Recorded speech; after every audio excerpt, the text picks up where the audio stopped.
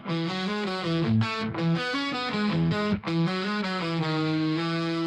yo, welcome to Geek Freaks. I am Frank and I'm joined by Jonathan. Hey yo.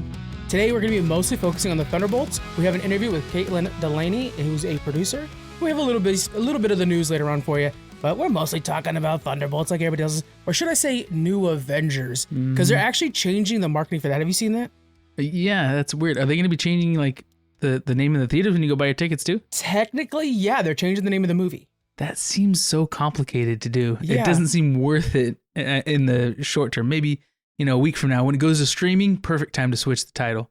But to change it right now, it's like, some of the people saw that it was changed. Yeah. But a lot of people haven't seen it yet, so it's kind of, I don't know. That does suck that it's like after the weekend you get a little bit of a spoiler. It's not much of a spoiler. And Yeah. by the way, when we do our review for Thunderbolts, I should have said this even earlier, we're going to go spoiler free and then we'll get into the full spoiler. So keep that in mind, guys. But yeah, I feel like it could be a good ploy to kind of like get people to go back out or something like that. Like if they were thinking about skipping it, then seeing the New Avengers might kind of give it a little bit more prestige. Do you think it might be a move to do that? Or is it just like they're having fun, which I think is also like a very big part of it? Yeah, I think it's for the long-term scaling of these characters and stuff like that. You do want to establish that like they are going to be the Avengers, and the Avengers is a group that is always going to be changing over time too. It's a title, not necessarily setting that the people. precedent. Yeah. But I do like the idea that they started this movie out with a different name to not necessarily set the viewers' expectations too high. Because if we see it's a Avengers, 6 or something, people are going to be like, oh man, it's going to be just as good as all the other ones. Like, well, hey, this is the B team.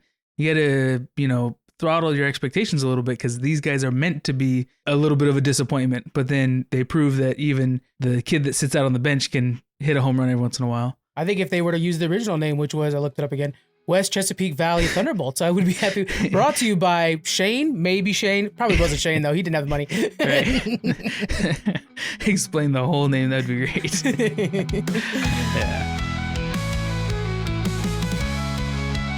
All right, so let's go ahead and get into this, guys. Again, there's going to be timestamps in the description if you want to jump to the interview or anything like that. Feel free. And then again, we have news. But let's go ahead and get started with this. Jonathan, I want you to have 30 seconds to... Oh, terrible at this. You're not going to do a speed run of the story because remember, we're going spoiler free. But I want you to kind of give the theme and your reaction to this movie, okay? Okay. So when you're ready, go ahead and start. Okay, so a general theme is like this, B team of the Avengers. It's also focusing on like loneliness and isolation and how it really is important for us to, when we feel this need to retreat and hide, is actually the time that we should be reaching out and finding other people like us or that care enough about us to spend time with us and help get us out of that shell.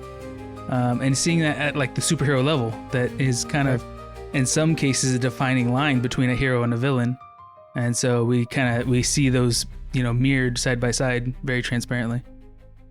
All right. Yeah, I totally agree with you. It's more mental health aimed than I had anticipated, which I really do appreciate. That is really good to kind of give a spotlight to that. The idea that like depression, a lot of a depression could be seen as like, and by the way, we're going to be using terms like depression and bipolar, stuff like that. We don't know what we're talking about. Just got to keep that broad opinion. If I say something wrong, it's only based off of what my own personal things are. So anyways, but a lot of that's like this self-doubt and how that affects his team specifically. We're seeing people that are all the Bs. So Yelena is clearly the second best Black Widow, and U.S. Agent is the second best Captain America. Maybe third, but right? And yeah, Red Guardian somewhere in there too. Because I love how when he's talking to Winter Soldier, Winter Soldier's like, "Oh, I got the Hydra." Super Soldier's like, "Oh, Hydra's a good one." It's a good one, yeah. I got the Russian knockoff, but it worked pretty good. Which the Hydra was a knockoff of the American one, so it's like real bad. Yeah, oh man, it's like going to Winco.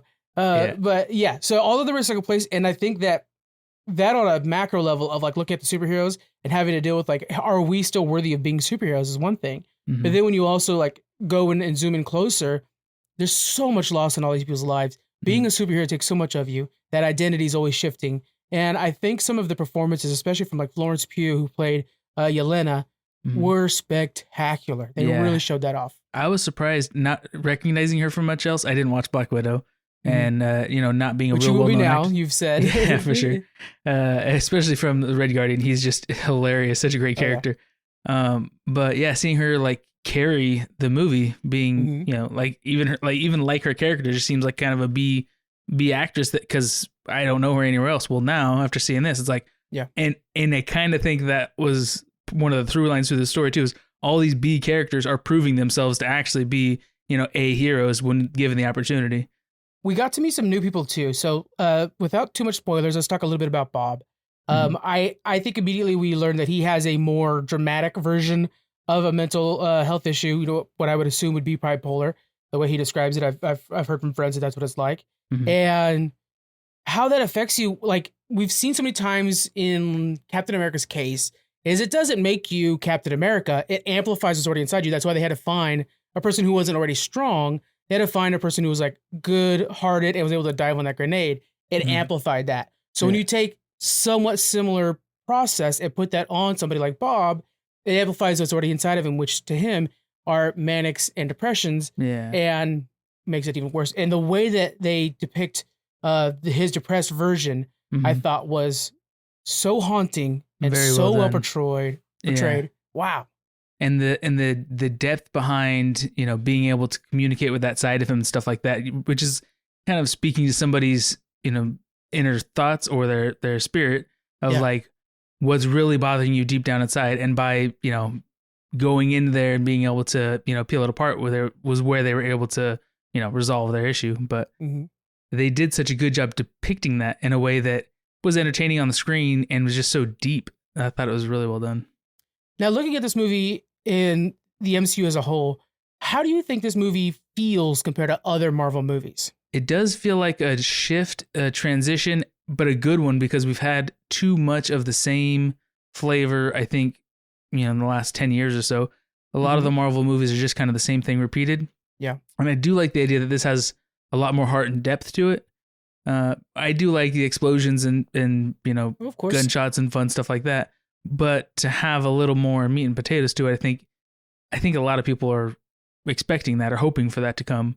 Right. Not to say we shouldn't have ones that are just fun, and some that are just more geared towards children. But it's nice to have a corner of Marvel that is more young adult or even adult friendly. Yeah. And then I think they kept it so much smaller. The budget was far smaller on this. So the movie already made pretty much all its money back in this first opening weekend, because it cost like $180 for them to make it. In comparison to other ones that are like $250, much higher than that. And so it already made all the money back. And if we compare that to some of the more expensive movies, I would say like Eternals is a really bad example of it. But like, even if you look at like, I don't know, Avengers, sometimes some of the shots of like Avengers Endgame, which is my favorite, of course, but like when you're thinking of that final battle, there's a lot of CGI going on. Yeah. But there might not have been as many heartfelt moments if it wasn't for the fact that they had to pull on 10 years of nostalgia to do it. Yeah. This movie, far less CGI, and some of the moments just really had me tugging. When it's just her and Bob talking in that one room in the attic. Yeah. I teared up a couple times. I'm not going to lie. No joke. Yeah, It's very, absolutely. Very good. And I like that this is almost like these are characters we know. We didn't build up for years, like, Endgame and stuff like that to get to this point. So it feels like almost a starter movie. It's, if you haven't watched much Marvel, especially for you. Sorry, just real quick. Not only did you not watch Black Widow, you didn't watch Falcon and the Winter Soldier. So I'm like, John, you're going to meet some new people today. Yeah, right. Honestly, yeah. That's what I'm trying to say. Is you could jump in this and be fine. But yeah, I guess there's plenty you could already come in knowing too. But I like that it's not that big budget. Also, watching the movie, it's not that big scale. This isn't an intergalactic dilemma. This is more like we've seen with Spider-Man. This is in their hometown, on their streets, that they're trying to solve these problems. Yeah, they did travel across state lines and stuff like into different countries, but it was very grounded and down to earth. Almost that like what felt like half the movie, or maybe a third of the movie, was in one location in that one fort or whatever it would be called. Yeah.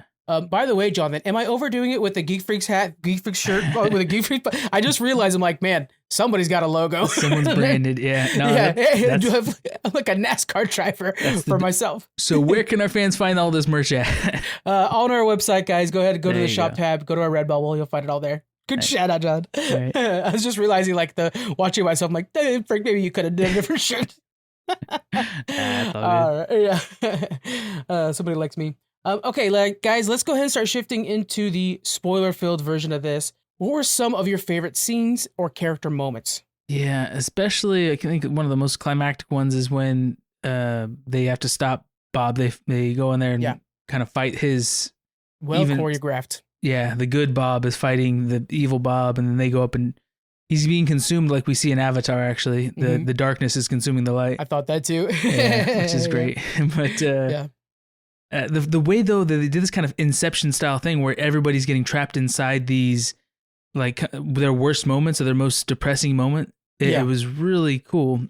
And the fact that when you're in there, if you could find the right way, there is like portals, there's like seams to these rooms that you can break through and find your way into a different room, which may not necessarily be better, but it might move you forward to finding a way out. One of the things I want to add to that, I like when we see Yelena, who's the first time she had a girl killed, when she tries to push the boundaries on it, she sees that it's like this fake wall, which almost implies that the negative thought that just keeps going around your head is more bad because you keep putting in your head and it's not as what real reality is. Like she's touching a wall like you'd expect like a film set would be. Yeah. So it's kind of good. The boundaries in your mind are also false and you can break through them like paper if you just convince yourself you can break through them like paper. I'll go next on one of my favorites. I like when we start to see them like they're all together in the Red Guardian's cool limo and he's driving away and we're kind of starting to see this quick little bonding happen as they just escaped this prison. A little forced, but place. Yeah, it is, right? They're being attacked by 3 different trucks, and then all of a sudden here comes the Winter Soldier, and he gets them pulled aside. But there is kind of this little bit of like clicking where they're talking about where they got the name for the Thunderbolts and all these little things like that. And I thought this is the kind of road trip comedy I love from like Planes, Trains, and Automobiles, something like that, where it's like the odd couples are all rubbing off on each other, but they find these little sneak enjoyments from each other. Yeah. I think one of my other favorite scenes was, I don't know why. I swear I'm not super emotional, but the more heartfelt ones were more impactful to me. Especially with these characters that I just fell in love with so fast. Red Guardian and Yelena, when they kind of open up with each other about how, she felt abandoned and he thought, that was a tearjerker for me. Yeah, that she didn't want to be around him and all this stuff. Just so well done. I don't know. Yeah.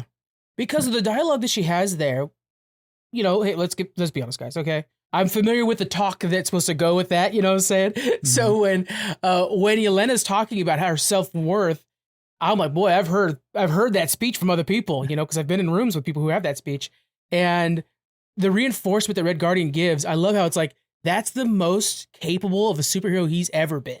And he doesn't get the flowers for that, but that's him being a superhero. And Yelena giving like the most honest dialogue I've seen out of Star Wars, out of Marvel was really touching. It was nice. Yeah. And her acting is flexed. I mean, both of them really, but especially her to see in this role is really impressive. Yeah. How do you feel like she did as a leader? I think it was a more natural setup than I think we've seen in the past. Tony Stark's a really good leader, but he was kind of forced into the role because he was the rich guy and had the tech that was going to support the Avengers. I don't know if Tony would have been the leader naturally, unlike Captain America, who just exudes leadership. And so he kind of takes the role, that's why naturally. One of the reasons he was chosen for that character. Yeah, it eventually, like in the early movie, like the first movie, it was totally Tony Stark doing a lot of stuff. But then like by Endgame, it's all Cap. Yeah. Yeah. I like how Yelena, her character at first is a little more sporadic, a little kind of chaotic, and she's just, I'm going to get this one more job done. She doesn't have a drive or purpose anymore. She's starting to lose her focus of why she goes to work. And the mental health part of it is really weighing on her. It's taking a toll. And she's like, I can't keep doing this. I'm just going to burn out. So she doesn't have much drive and focus going in, but then she meets Bob and she starts to bond with him a little bit and sees how much he's struggling. And she kind of takes that onto herself a little bit, I think. Yeah. And so that gives her that motivation to where once he's separated from them, it's like, okay, guys, we gotta go get him. She's the one that's kind of pulling the team along because she found this purpose in helping protect him. Yeah. And that made her the leader that she needed to be to get this mission done. Goes back to that conversation with Red Guardian when he said, why did you want to be the goalie? You wanted to save people when they failed. Yep. And it's like, oh, baby. You want to be the backup for everybody. Yeah. That's so good. That is so good. So you have the emotional depth in a character. Yeah. By the way, I was trying to whisper to you, like, that's her sister. This one's her dad. What they are is they're that, like when Russia used to, used to, hopefully, put in like secret families in America. Oh yeah. They were all a secret family together. And so that's why their sister, they were not actually that, but they were all secret people together and they stayed together that way. Yeah. So, but yeah, that's her sister. And they both, so she's like her, but you could tell like she's lost and kind of less, she's more cavalier than Black Widow was. Mhm. Black Widow was very by the book and she's just like, I got a bomb, I'll use it. Yeah, I love that better. We see Sebastian Stan, who plays Bucky Barnes, is now a politician. Do Mhm. you think that suits him? I think it purposely doesn't. Yeah, I don't think it fits his character well, but maybe they're at the point where it's like, hey, we need to get kind of control of the situation, because if we're just going to let the politicians decide our future as well as, you know, the American people, we're going to get steamrolled all the time. So yeah, I think he's kind of shoehorned into that role, but obviously it doesn't stick. He's still got to get out there and he's got to be the Winter Soldier every once in a while. Val said, I knew you wouldn't be a good politician, something along that lines. Good politician, but less than half of a year, something like that. So I think he quit to go get them. Maybe I think that might have been the the idea. Or that she's saying like, this is going to get you fired pretty much. Yeah. Something like that. You know, one of the things we often forget about Winter Soldier is, you know, he joked, I was like, oh, it was 90 years when that happened. He's as old as Captain America was, the original Steve Rogers. And so he has seen friends born, raised, and died countless times over. And he's now seeing that on a superhero level. Like he was a part of the first Avengers team that beat Thanos. And now he's part of a new team that's trying to build again. And his one friend, we learn later on, is starting his own Avengers team. And it's like, man, you know, I just miss when we were friends again. Yeah. So I think he's struggling with that as well. He's going to have his own Old Man Logan era. Yeah. Yeah, you're right. You're right. We had Red Guardian played by David Harbour. My God, the comedic relief. He was, So I had well a hard written. time I was laughing so hard at his lines. Everything he says, he just comes in and just drops something, and it's just, oh my God, you can't help but laugh. He's great. I mentioned it after the movie immediately. One of the parts I laughed at was like, they did something heroic. It was the first moment that was like, oh, okay, this is going to be an Avengers team. And everybody's applauding them and they're looking around kind of bemused. And he's like doing the salute. He knows what to do. He's like, I get this in Moscow too, you know, or whatever. It's great. Right. Man. His cheesy Russian accent. I mean, David Harbour does not have that accent normally, obviously. Yeah. So the way he like really plays it up, like it's almost propaganda against Russia. It's like, my God, he's really played it up. It's so funny. Oh man. John Walker, U.S. agent, who's played by Wyatt Russell. What did you think about this one? Especially as a dad, I'd like to hear your opinion on that, you know? Yeah, he does have a heartbreaking story where he was, I mean, apparently I didn't see him in anything else. Falcon of the Winter Soldier is where that happens. Yeah. So yeah, he's apparently being a neglectful father, and that kind of tears apart his family, and now he's dealing with the aftermath of it. And you see too that he's kind of playing along with the fact that, you know, or the illusion that other people see that he's still in this family. Like, oh, you got the white picket fence waiting at home. And so he's like, yeah, you know, I just gotta keep working and I can get back to that or whatever. Yeah.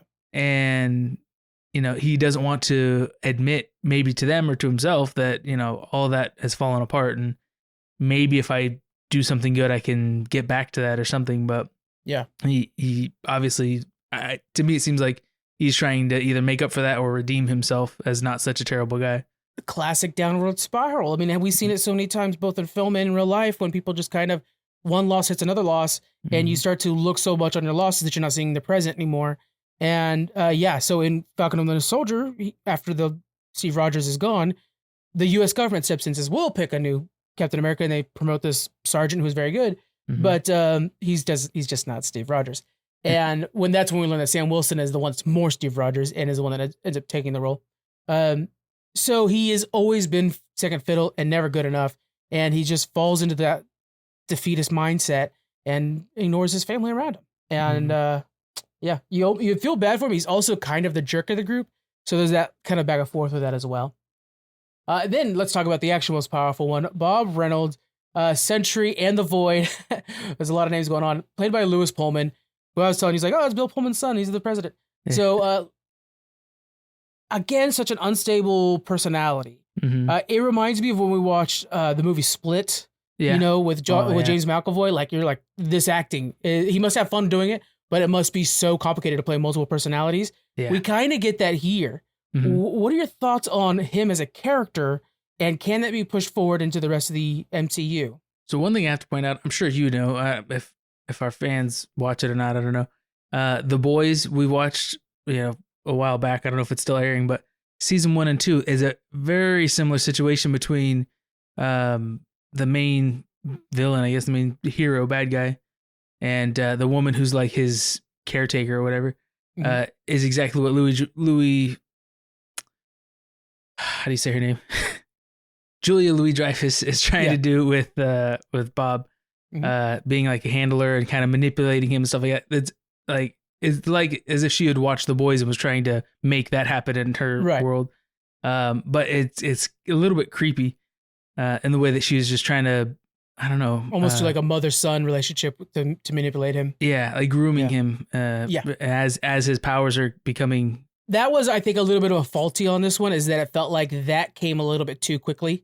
His ability, which again, that's part of the mental instability of him, or disability, whatever, where he's able to fall for it too fast. But it felt like he fell for it too fast, and Val had too fast of a control over him. Like that seemed like it should have taken longer. But I think she had been planning this probably because she had multiple irons in the fire, and then he was the only one that actually came out functioning.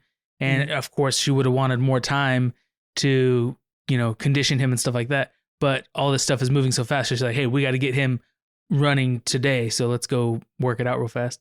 But I think that's part of why it backfired on her so quickly too, is that she didn't have the time to condition him like she had expected. Bob as a character was so cool and so complex because we talked a little bit about, he's kind of like the Hulk in the sense that he doesn't have full control when he's using his power, but in this case he has this like extreme spectrum of, he can be super powerful for super good and take on Galactus size villains. But then, I was thinking, like, can he handle Thor? And I'm like, I think he can handle Thor. Yeah, for sure. He's extremely powerful, but then the extreme high is followed by an extreme low. So it's like, how do you get his, support in a battle, but then not let him go crazy and start destroying, I guess in the end, as long as you can talk him off the cliff and calm him down and bring him back to feeling safe, then the damage is undone to some extent, right? People come out of that trauma they're in. To a degree, but I will say that there was one moment, and I was like, are they going to expand on that? Because that might be very scary to expand on that. Where when John Walker, like, when they first meet Bob, if they touch Bob, they fall into that, negative space that he creates, the void space, I guess you should call it. And John was in there seeing how much he ignored his family. And then he was at the edge, like he was ready to jump. And I was like, oh my God, is this going to be like suicide vision? Like, is that what this eventually becomes? Yeah. And that was scary to think about. Like, could you imagine, with at full power, if that's what he's doing? Yeah. And we saw it later too. Once it's in full power, they don't just see the sad thing and come out of it right away. They're trapped in there. So in loops. That's true. But I guess once everybody was released from that, they're still not in the best mental state. They should go talk to somebody about all the stuff. I'm hoping that they were suffering. Mayor through. Fisk, by the way, Kingpin is the mayor of the city right now. I hope Mayor Fisk instates some therapists, which he has a new head of therapy. Actually, now I'm thinking about it from the end of Daredevil, so it could work out. Yeah, that's true. It's a really great character where their power is so tied into something that we could be discussing, like mental health. So I think that was excellently done, and I think Pullman did a great job. When we talk about Nepo babies, I'm always concerned, like, are they good or did they, win the role because their dad's cool? Yeah. And I have to say, when he's just Bob and he's just having the conversations with Yelena, I truly believed him as a character. So I think that he actually earned that role and it wasn't necessarily a nepotism thing. Yeah. Good on him. He did a great job. Directed by Jack Schreier. So Jack Schreier, who's done a ton of indie movies, We Cried Together, Paper Towns, Robot on Frank, The Young All Die, so many really great indie movies. I think that was one of the big highlights of this, and even the marketing talked about how many A24 people were involved. This felt much smaller, and things like the color palette meant more. The way that when people were, what would we say, like dusted is what Thanos did, but when these guys were like turned into shadow or whatever, it reminded me of something. It was so fast, so rapid, like you didn't even have time to process it before something else happened. But it also reminded me of like the World War II with Japan when they were nuked. It had the same shadow effect. So it just felt inevitable and unstoppable. And I think little touches like that's what happens when you bring in a really good director like Jack is. What'd you think? Yeah, it felt like it did feel a little bit different than most of the other Marvel stuff we've seen. And so maybe that is in the directing. But I like you're saying that shadow effect or whatever they did on these people, it felt so quick and hopeless because there was there's no dust to try to put together. You have nothing to take over to the ocean and spread to remember that person or something like that. Right. You have the shadow, and even the shadow is fading in front of you. It's so gone. It's crazy. And in his dialogue too, he's like, you no longer have to suffer, or things like that. Things that are like, oh man, you're a downer. So yeah, it was really good combination. The muted color palette, did you notice that everything in this movie was kind of like turned down a little bit, like it was desaturated or whatever, like the more browns and grays. But then I think it makes Sentry really pop. Yeah. And like, oh, he's the golden boy. He's better than all of us. All we have to do is trust that he's not going to flip. And then when you do the opposite of that, when it's literally the absent of color, I think that was a really good way of using color to tell story. Yeah. And I think in general, it being muted kind of went better with the fact that these are the B team. It's not, Iron Man and his bright red and gold and Captain America and stuff like that. Because they stand out with their bright colors and stuff like that. And these guys are like already war-torn and tired. They were on a mission before they got dragged into this. They didn't have time to go home and clean up and change into their backup, uniforms and stuff like that. So I think it just kind of fit better that, they're not the polished heroes that are expected to be doing press releases and on cereal boxes and stuff like that. They're the backup team.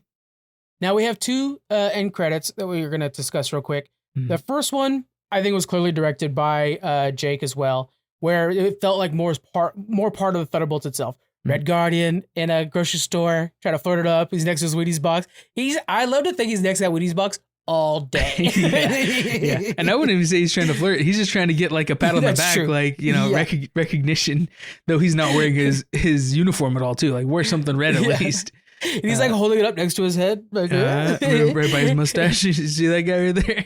And she just sets it down on the way out. Like, Now, Wheaties, I'm telling you, you want to sell a couple boxes, man. Mm-hmm. Let's get those Wheaties. I will buy a Thunderbolts Wheaties box for sure. For sure. That's Please sad, though. We shouldn't be buying food with the superheroes on it just because of that, but yeah, it'll suck. I got a bunch of damn action figures behind me. A Wheaties box I would hella do that. Oh, yeah. And I have several boxes of cereal in my pantry, so what would it hurt? Yeah. And then we have, now the Russo brothers came together to direct the second one, and I think it had that one had an Avengers vibe. I don't know if you noticed, but like, ooh, this one's got some stink on it. This one's got an actual budget behind it. That one was actually filmed in London, where they're filming right now for Avengers Doomsday. Mm-hmm. And we see it's 14 months in the future. And we see that this Avengers team, the new Avengers team, very better gear, way better Avengers Tower. They are actually doing things now. But we learned that Sam Wilson's got his own Avengers team. And there's a rocket coming in. Can you explain a little bit on the rocket? What's going on with that? Yeah. So, I mean, it takes a little bit to get into focus and stuff like that. Yeah. It's pointy and looks mysterious and whatnot. And then we see it turn. It's got the 4 on it. We see it's Fantastic Four is joining this, this universe. Yeah. Yeah. Okay. So let me ask you. We know what we have here with this Avengers team. I think it's easy to say it's going to be the weaker of the two teams. Who do you think is on Sam's team? Oh, I have no clue. I don't know who's still alive in the MCU. Right. I think because I'm going to go off those chairs. Remember how they did the chairs earlier on for Doomsday? So I think it has to be people that are on the chair. Right. Yeah. So I think first of all, it'll be Thor and Doctor Strange. I want to say probably Falcon will be considered a member too, because like we have Captain America, Sam Wilson, but he has his own Falcon now. Mm-hmm. Who else do we have over there? Ant-Man. Ant-Man will be part of the Avengers. So like it is way stronger. Yeah. Unless Sentry can do his thing, but we saw Sentry Bob, who's over there kind of just reading a book, and he's like, "Hey guys, if I bring back Sentry, I bring back the Void too." So I think they'll use him as like a time bomb. They're like, "Well, we need to kind of blow up this area, so just put Bob out there and tell him he's awesome." Right. Yeah. Do you think they'll get to a point where they can safely use Bob? Like you mentioned how Black Widow would work with Hulk and bring him back down after his rampage. Right. I wonder if they'll find a way to do that to keep the Void from getting out of control. It's hard. I would want them to distance themselves from the Thunderbolts movie, because the story of mental health is so important here that if they suddenly find a switch that can turn it on and off, or if they were to have him sacrifice himself using his abilities, it might negate some of what we learned here. So like, let's separate them a little bit. It's like if you were to bring back a Tony Stark immediately, like then you negate Tony's death over here. That's separate true. the two. maybe we see it over multiple movies or something like that him and Yelena kind of build this relationship where just her voice or just, you know, something about her can help calm him down and bring him back because he has one person at least in the world that cares about him. Or between the two of them, they have these, you know, talks where, you know, they act as each other's therapists because they don't trust anybody else. And in that he finds a way, finds something in his past or whatever that is able to, you know, help calm him when he's out of control like that. Yeah. I gotta tell you, John, I'm wildly impressed with this movie. Yeah. I'm gonna give it, man, I give a lot of things 8s. So I hate to give this one an 8, but it's not a 7 for me. It might be a 9. Yeah. I'd give it a strong 8. I'd go 8.5, 8.5. Yeah. If you do 0.5s, but we don't do 0.5s because I mean, like, it's hard to fit them on that little graphic. Okay, you give it an 8, I give it a 9. There you go. Boom, there we go. That way we have some justice there. I recommend you guys see this in theaters. Great sound design, very, very well directed and well performed. This is going to be a really good part of my rotation. The things I suggest you watch around this: Black Widow, Falcon and the Winter Soldier for sure.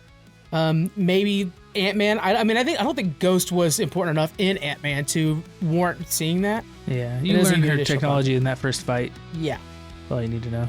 So I think that's pretty much it. All right, guys. So that is our thoughts on Thunderbolts. Let's get into the news.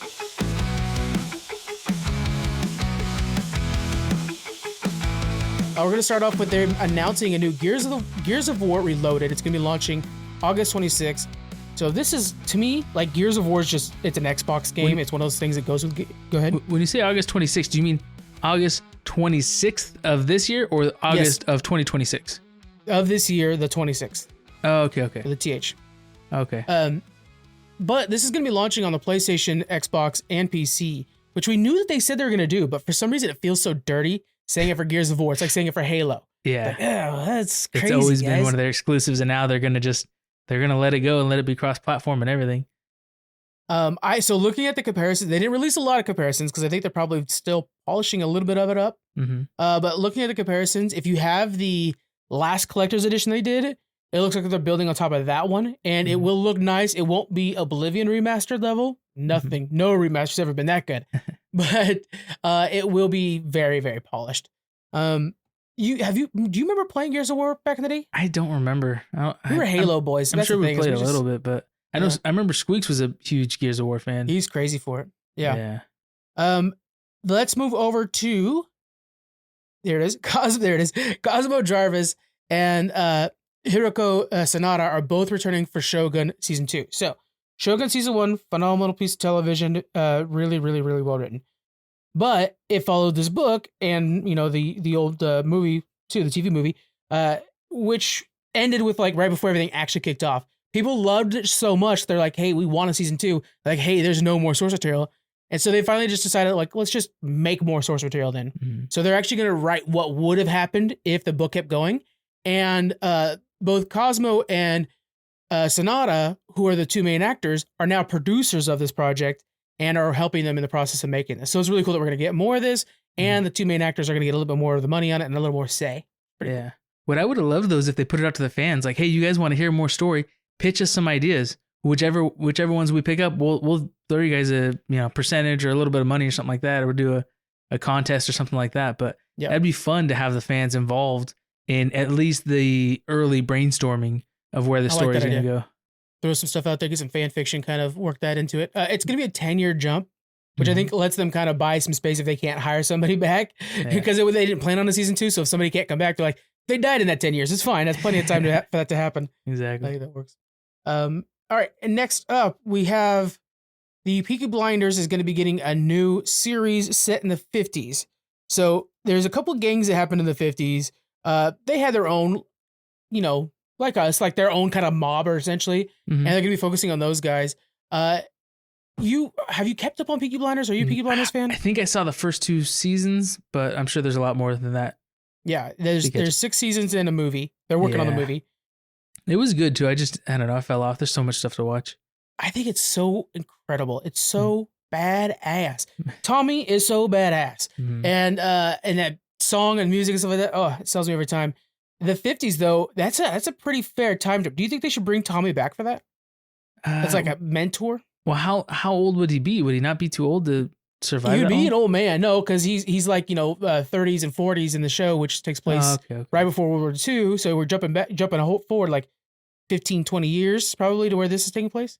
Yeah, I think it could go both ways, but I think they'd probably be better to just go ahead and leave him out of it and start new with somebody else. Yeah, because you don't want to be kind of stringing him along or dragging him along too long until you lose the value of that character, you know? My concern is you're going to get more viewers if you bring in, Cillian Murphy. Yeah. When this project started, like everybody knew Cillian Murphy was good from a lot of projects, but since this time, he has gotten even more popular. Yeah. He was in Oppenheimer and things like that. So now he's a very high target guy. And so that's true. Yeah. If you could bring him in, that's gonna even if you joel it up in season 2, I don't know to say exactly what happens, but you don't have to pay him for very long. Yeah.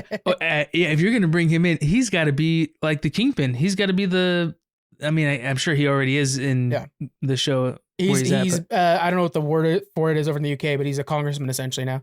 Oh yeah. Oh, so he gets heavy into the politics and not just being Oh yeah. So the best kind of crooked, right? Yeah, well, if you want to get more and more crooked, it's not like you get away from politics, you sink in. Yeah. Look at ours. Yeah, you don't run from the police, you become the police. You own the police. Yeah. Yeah, that's crazy. Still, I'm sure that'll be good. I'm looking forward to it myself. And ahead of Marvel's Fantastic Four First Steps, the movie coming up, they're going to be releasing comic books that are going to be set 4 years before the events of the movie so that people could see when they actually became the Fantastic Four. I'm pretty familiar with the Fantastic Four story. I'm not like a big comic book reader of theirs. They were the first family, very old. One thing I like is that the new cover is a remake of the first cover. Mm-hmm. I think this is a good move for new people to the MCU, and I think it should be something done for all the movies. Like, let's get a bunch of Thunderbolts comics now that are these Thunderbolts. Yeah. Why not? Make it its own universe within comic books too. So I didn't realize they weren't going to explain their origin in the movie. I thought it would show that. Yeah. No, so, it's already their celebrities and that's already started. As much as I love this, please sell these 4 comics at the movie theater. I don't know how you get away with not doing that. That is putting cash in your pockets. That's the place where they're going to sell. You go to the comic book shop, the guys that are there, they've read the original backstory of these characters. They might pick these up too, but all the people who haven't read them are the ones that are going to the theaters for the first time to see this and are excited about it. And that's the time when they'll spend $5 per issue. They'll drop $20 to buy 4 comic books that they'll read, for the next, week or so. And they're excited. They're going to buy the popcorn bucket. Probably they're there for that movie. That's the time to go ahead and get them into comics and especially into the story that you're already going to be telling them. And let's add on to this. You could give them for free and make it a 4-issue run. It's like everybody who shows up on the first day gets, or pre-orders or something like that, gets the first one free. But then you go to your local comic book shop. You actually shop local. You expand into the communities to pick up the next couple issues as they come out. Like, that would be really cool. That extends the life of your movie. If you could imagine, like, the more dedicated people see the first one, read the first comic book, you read the next 3 issues over the next couple of weeks, then you go watch the movie again now that you have more context. That'd be so cool. So maybe that needs to be deals made very small and local between local theaters and local comic shops where, hey, if it's a 4-issue run, the comic book shop fronts the first issue. Say, hey, if you give one of these away free with each ticket, it's going to have, the card and stuff like that for them to come to our shop. And then they'll get half off the second issue if they come pick it up from our shop or whatever. Something like that to kind of bridge that interest, I think would be great. I think more tie-in comics is so important too. Like right now, we're going to have a 14-month jump for these Avengers. We see from the newspapers that are rolling in the credits that they're basically being shat on by everybody. Like, these aren't the real Avengers. They're not my Avengers, stuff like that. So if we have a couple comic book issues talking about how they're trying to prove themselves as good Avengers and eventually, prove themselves as pretty good Avengers, that would give so much more context when we go into Doomsday. And we can start getting hints that, like, hey, did you hear? Doctor Strange signed up for Sam's team, Like, that would be awesome. I think they really should make that a standard thing going forward. Yep. All right, last thing, we have a release date for the new Hunger Games movie, Sunrise of the Reaping. It's going to be coming out. It's going to be coming out November 20th, 2026. We have to wait a year and a half, which gives me plenty of time to read. We might have talked about this already before because usually I'll make sure Squeaks is involved. because he's already finished this book and I'm still very early on. I got distracted by another book that I'm doing for an interview, so forgive me on that, guys. But yeah, are you guys into Hunger Games at your house? Because I think it's really good for Susan. I think she'd be into this. Yeah, I think she saw the first one with me. I've seen all of them, but we haven't read any of the books or anything like that. I don't know if my wife's watched any of the other there's 3 of them, right? There's 3 Hunger Games movies. They split the last 4. One into 2, which they should have done. Oh, okay. Yeah, I think she only watched the first one, but I'm pretty sure I've watched all of them. Okay. I think Susan would really like these books. Might be something you want to buy her as like the first issue, first one. See if she likes that one. Yeah. But they're very consumable. Yeah. November 20th, 2026, guys. Check that out. All right, let's head into our interview with Caitlin Delaney.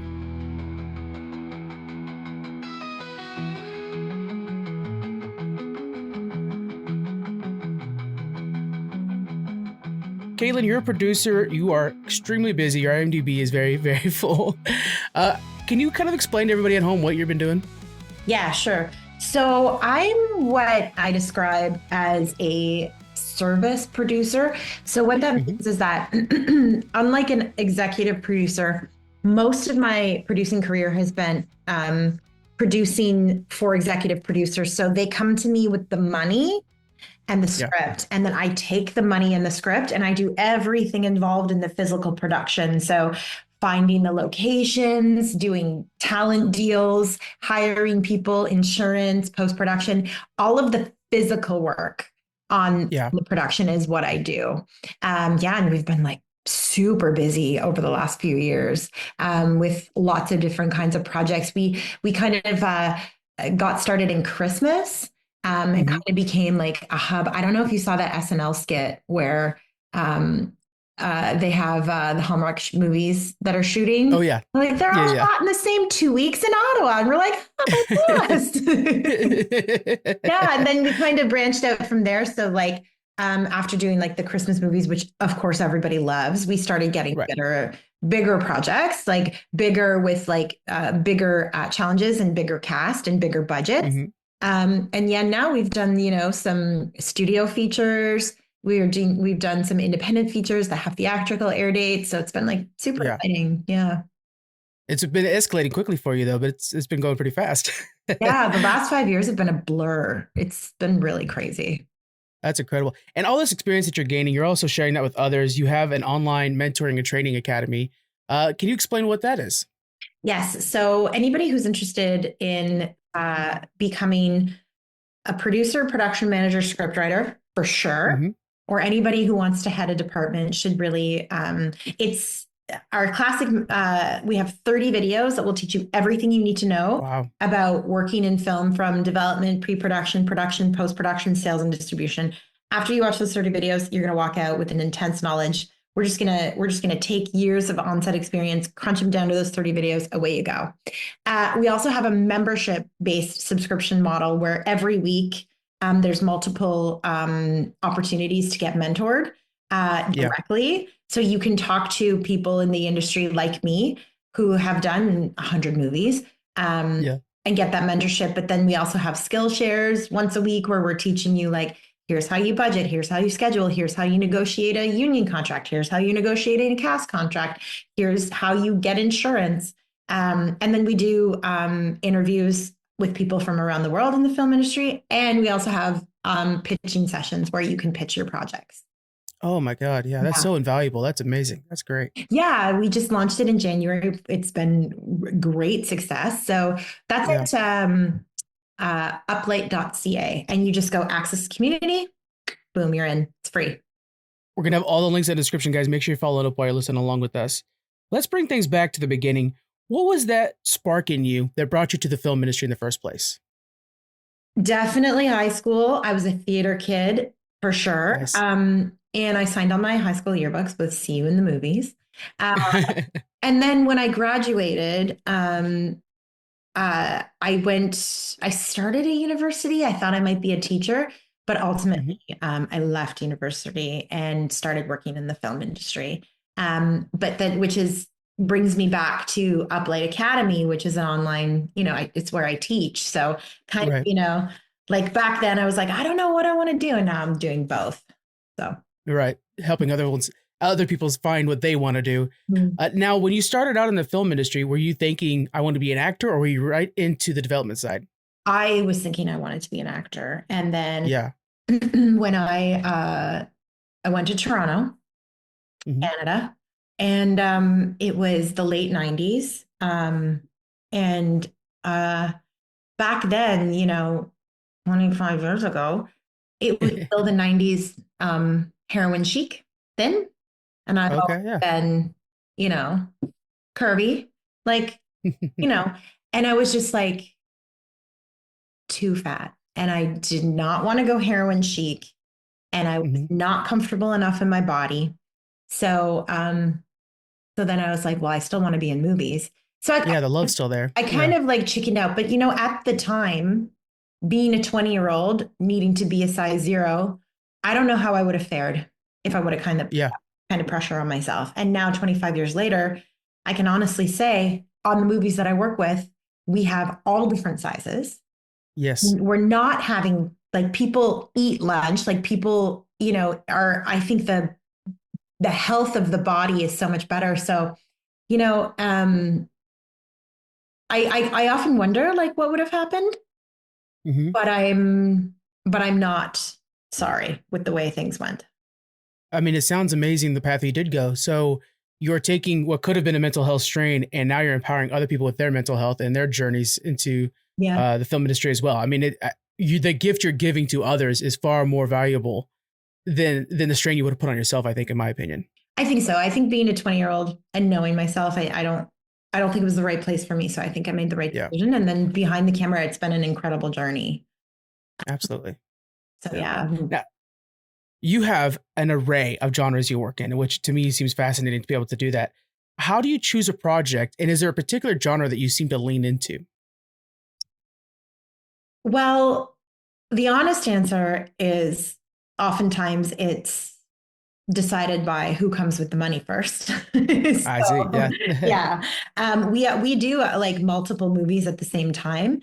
It also depends on what the appetite of the market is. Like when we started COVID, it was just Christmas, Christmas, Christmas. And now we're really noticing there's that the appetite is much more for thriller.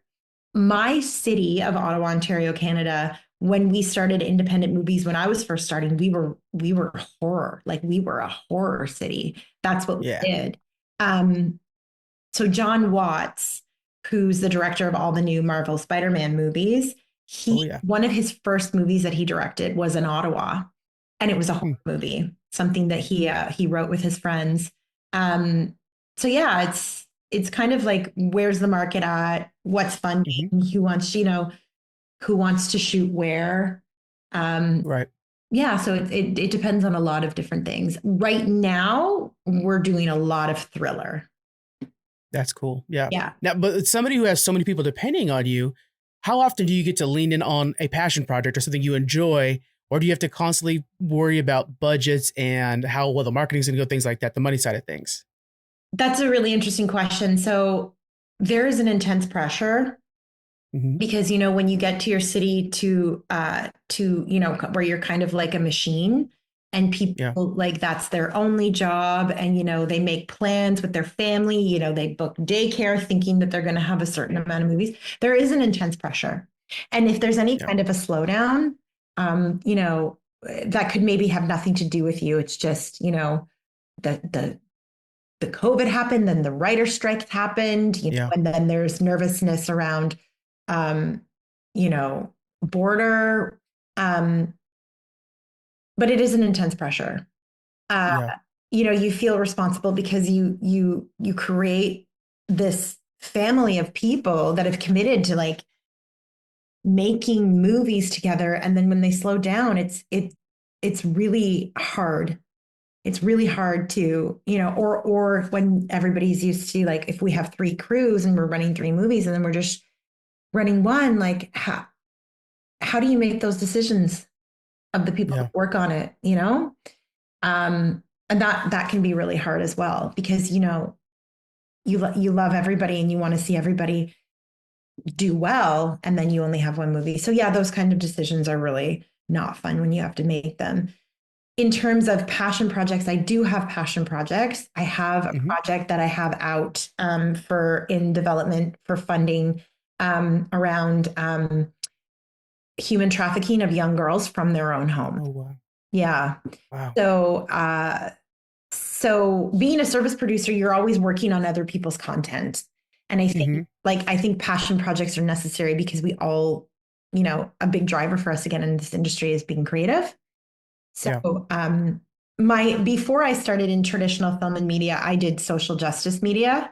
And human trafficking was something I always wanted to do. And that was, 17 years ago. So now here we are where it's like, you know what, we'll find the time, we'll find the money, we'll do that. So yeah, it's balancing both. Is there something always in the back of your mind where I'll be your service producer, but in the end, I need that favor? You want to be able to build this kind of network of people around you, so those passion projects are a little bit more doable?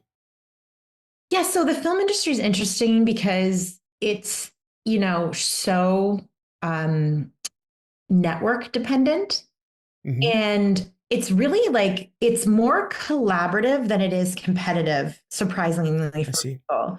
Like I work with, I know a lot of different service producers from all over the country, from all over North America, actually.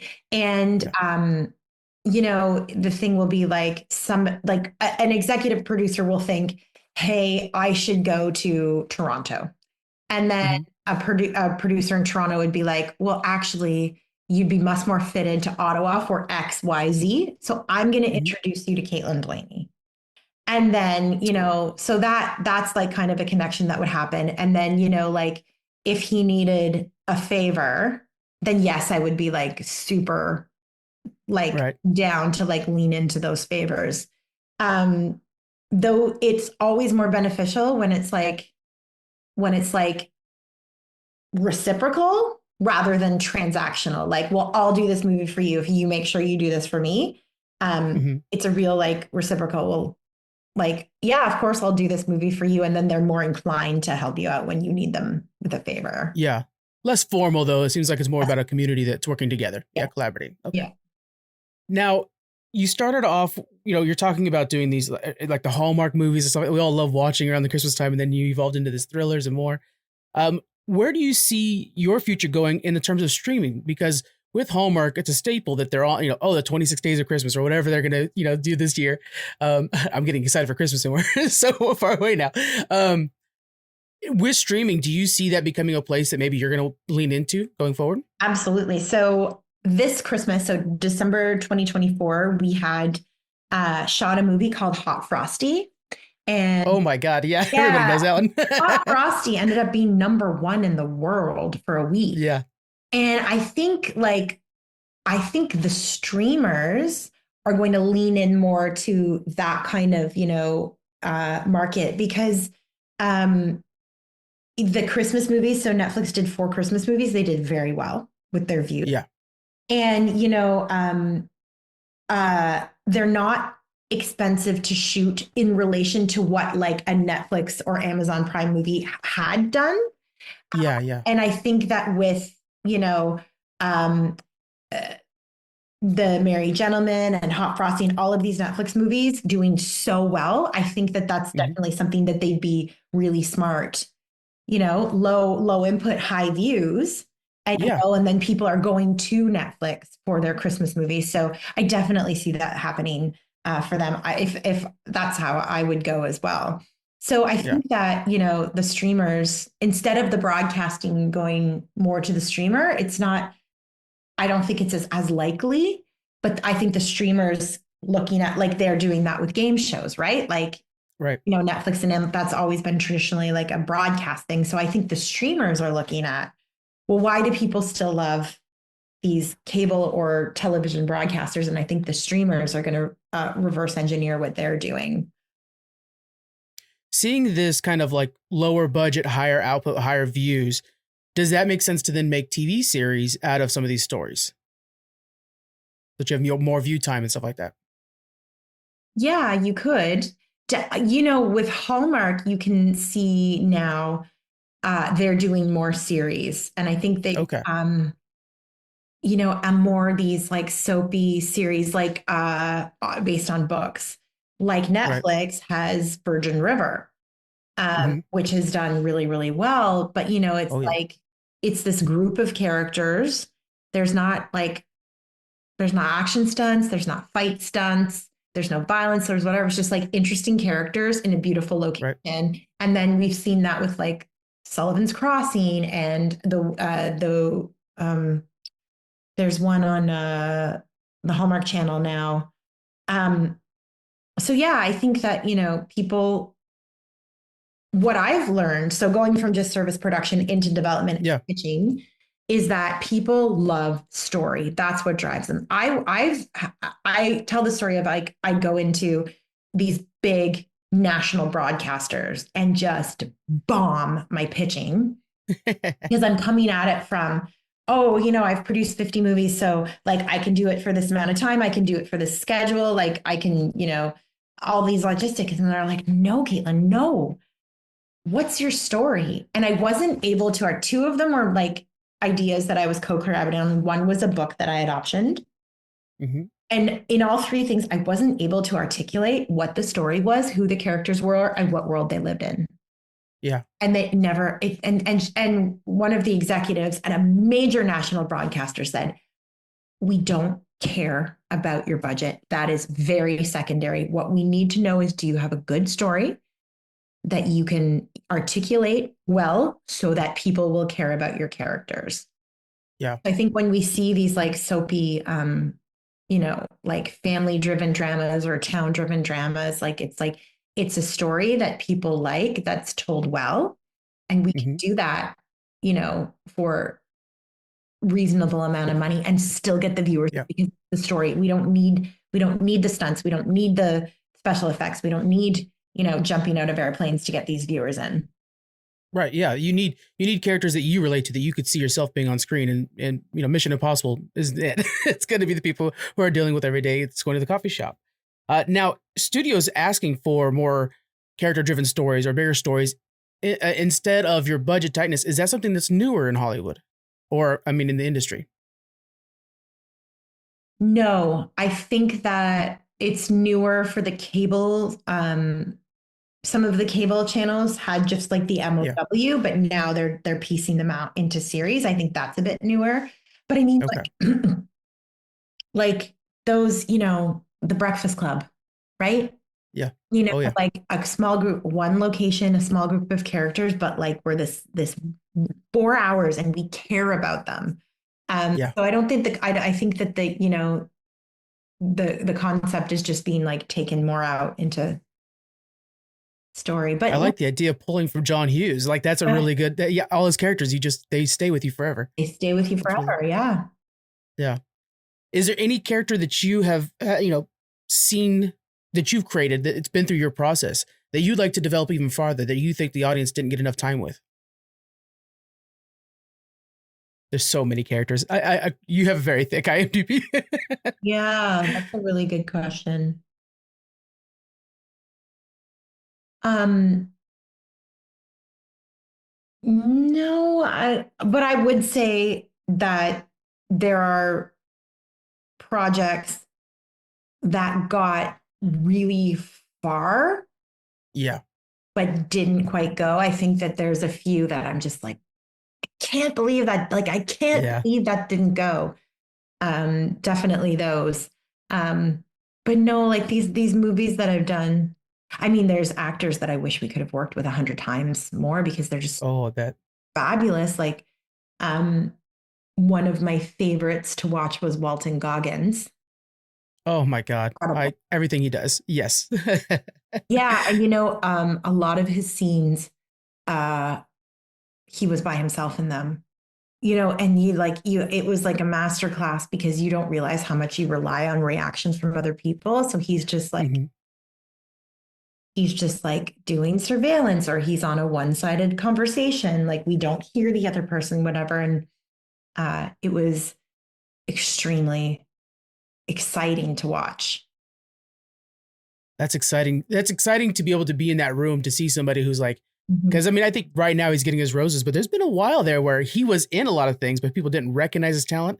And then in the last few months, he's been in like 3 things at one time that everybody's been watching. Yeah, I think he's just one of those, people that like, but you look at the characters that he played and they've been so interesting and so varied. That is not a man who has been typecast, Yeah.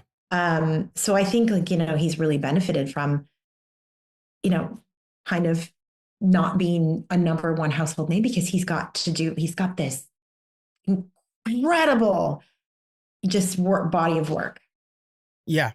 Yeah. And that's such a great point that he hasn't been typecast, because it seems like at first glance, you'd be able to like, oh yeah, Justified. He's a Justified type character. But then you see him in like Righteous Gemstones and White Lotus and everything else across the board, and voice acting in Invincible.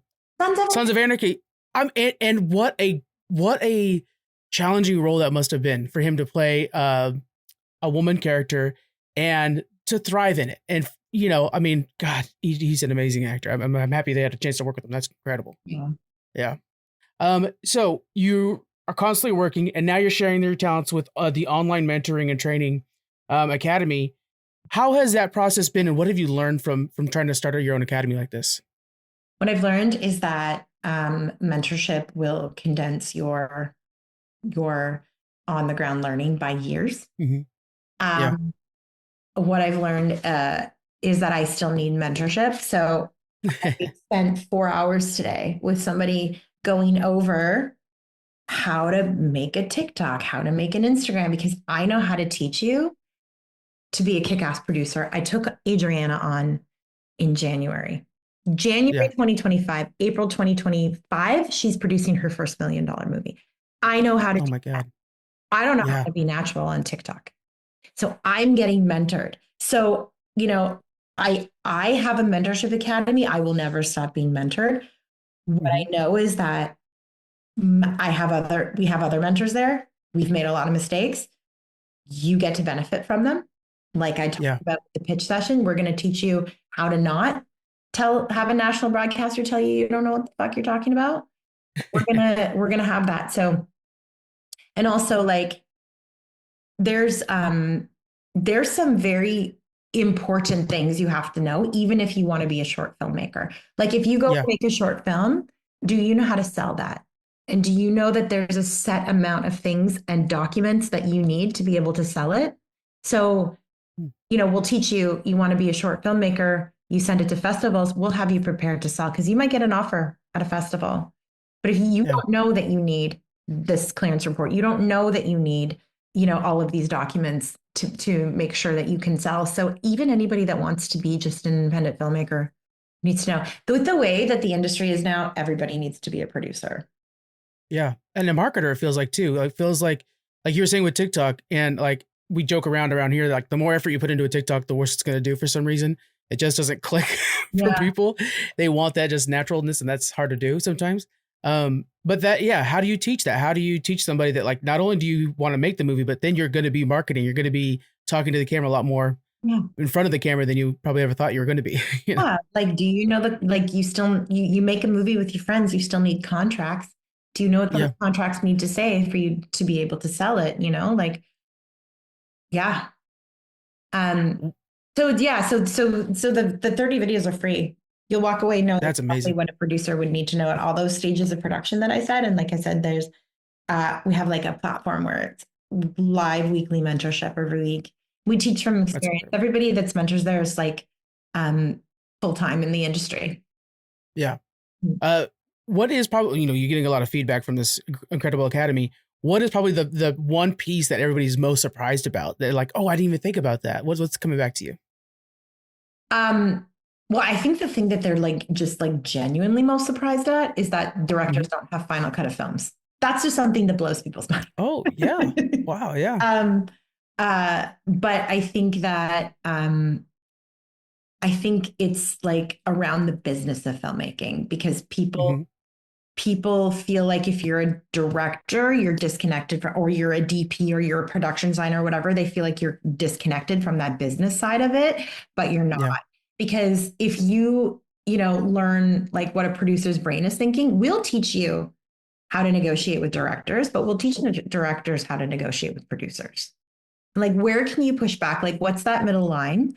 And how we teach people how like you're not going to make a movie without money. And you're not going to spend the money without these filmmakers. So we teach like everybody like how to coexist and like how to make sure that you're dealing in good faith from both sides so that you have respect for the budget, because if you come in over budget, you're not going to get another movie, right?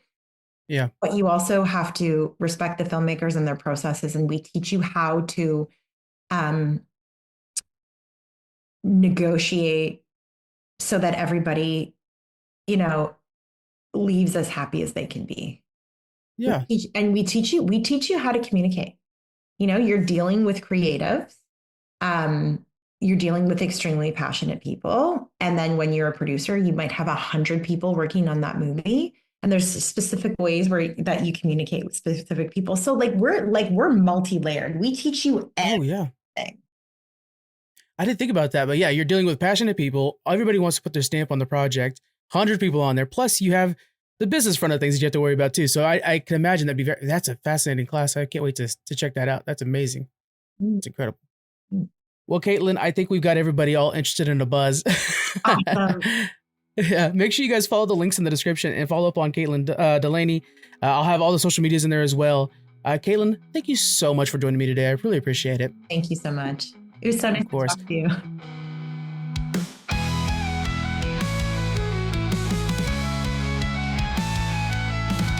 All right, that's our Caitlin Delaney interview.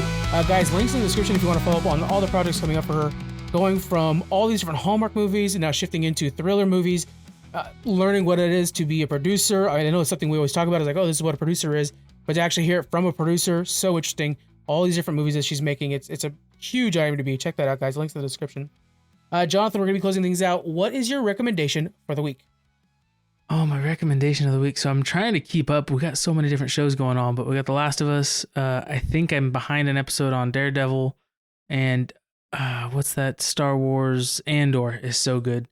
Oh my God. Yes, it is. Yeah. Oh, and Survivor. Trying to keep up with that too. So there's a lot of shows. I don't have anything, old to rewatch or anything like that right now. I'm just trying to, one that came out that I haven't finished too was Black Mirror. Another season of Black Mirror came out. Put that to my to-do list, man. I know. I watched one episode, the first one. It was good. I was like, man, I'm trying not to binge these. I need to savor them, but they're such a good show. My recommendation for you guys this week, the final episode for Gemstones just came out, Righteous Gemstones on HBO Max. So if you were waiting for the finale to catch things up, this is your chance. I believe there was 9 episodes in the finale or whatever, and you could be all caught up. So check that out now, guys. Before we head out, guys, make sure you go into your podcast app now, drop us a review. We would absolutely love it. Just write a little something, say, hey, Frank, you're so handsome. Jonathan, you got the voice of milk chocolate. We appreciate it. Let us know, guys. That helps us out a bunch. And go to our website, gfpods.com, to see everything going on in the network. There are a lot of really good podcasts in our network, and they're all hustling their ass off. I love them for it. All right, guys, you have yourself a great week. Bye. Bye.